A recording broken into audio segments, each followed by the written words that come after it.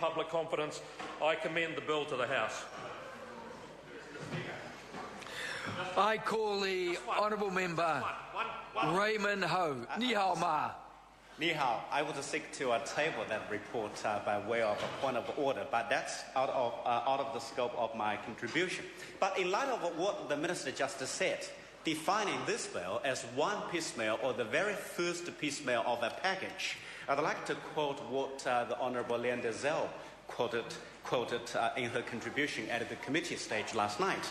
Mr. Peter Mumford said that, quote, effectively, New Zealand moved into an unknown future while burning its bridges to past practices, close quote. Mr. Peter Mumford was involved in the 2004 building legislation, and his 2010 PhD thesis was referred to by an article Honourable Lian Dezell mentioned in her speech last night.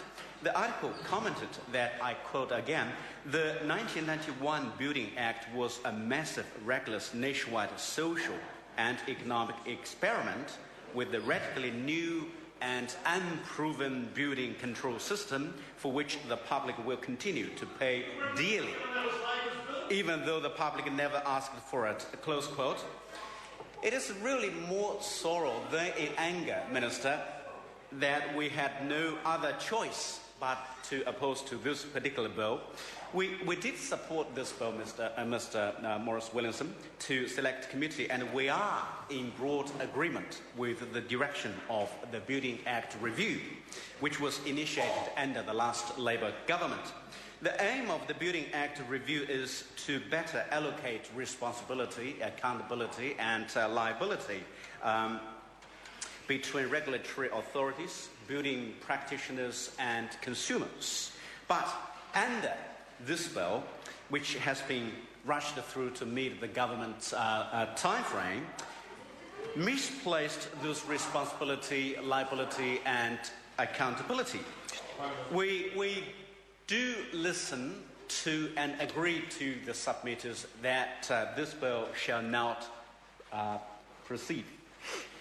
Having said that, I do echo what the Minister for Building and Construction has acknowledged in his speeches, that there has been a high degree of cross-party commitment to the Building Act review process going back to the mid-year 2000.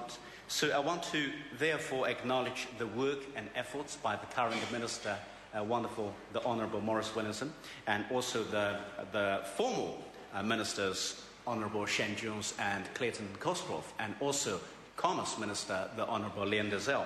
The reason why I acknowledged Honourable Lian Dezell is because I learned from some of our top structure engineers in this country that she's such a hard-working minister who received, like other ministers or members of the parliament, but read the open letter by Mr. John Scarry in 2002. I did not hear Minister Williamson's comments on television saying that nobody agreed with Mr. Scarry, but I do agree with my colleague, the Honourable Lian Dezell, that there are at least 2 reports to confirm that there were genuine concerns that Mr. John Scarry had raised. And also, I read myself the report by the IPENS, i.e. the Institute of Professional Engineers New Zealand, and also a report prepared for the Department of Housing and Building. Shortly after the second reading debate, Mr. John Scarry sent emails around to members, particularly to the members opposite, who supported this bill. Mr. John Scarry said in his email to those members that should they be aware of the state of the construction industry in New Zealand, particularly with regard to structure adequacy as opposed to leaky buildings, those members would not have supported this bill. This bill does nothing to improve productivity and accountability, and it reduces the already poor protection new home owners already have at present.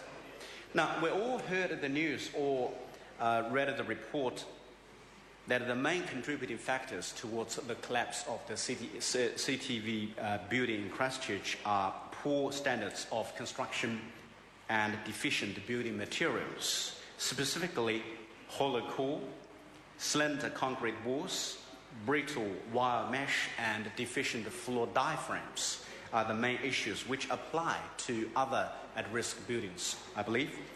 It is appalling to read the New Zealand Herald that deregulation of the industry had allowed manufacturers to pay for the development of standards to justify their own products.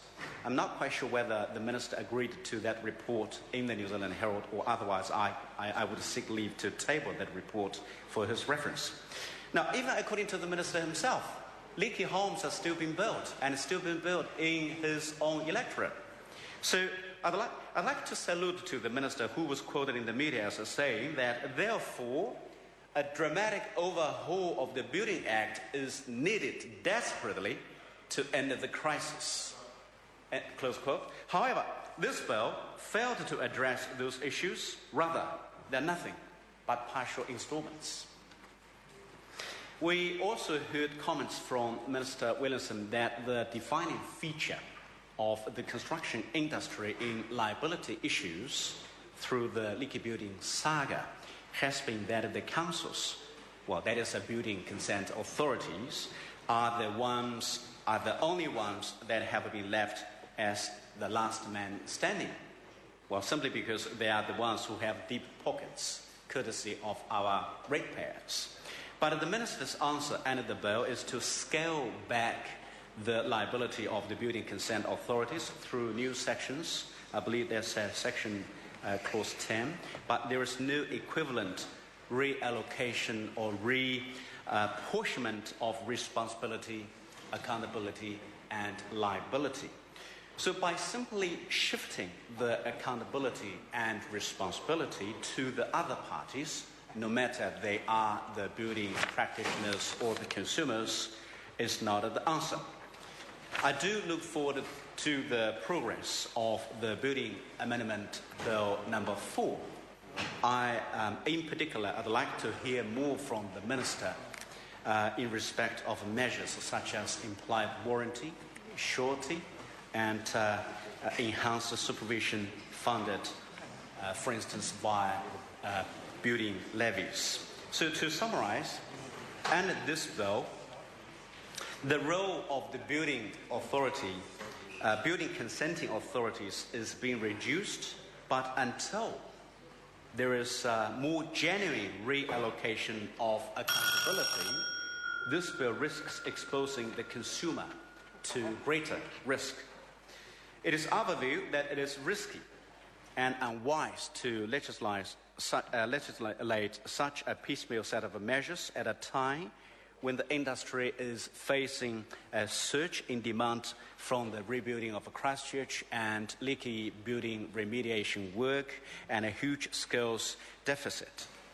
I'd like to conclude by quoting a PricewaterhouseCoopers report, which found that homes constructed after 2005 have a low failure rate of 0.2%, implying less than 150 homes built between 2006 and 2008 are likely to be leaky. So does this tell us anything? It tells us that the Building Act 2004, enacted by the Labour government, has worked, and has worked to that particular extent, which demonstrated leadership which we need desperately now. So we need leadership because we're not talking about statistics, we're talking about safety, we're talking about human lives. Thank you. Mr. Speaker. I call the Honourable Member Nikki Wagner. Thank you very much, Mr. Speaker. I rise to support the Building Amendment Bill number 3 at its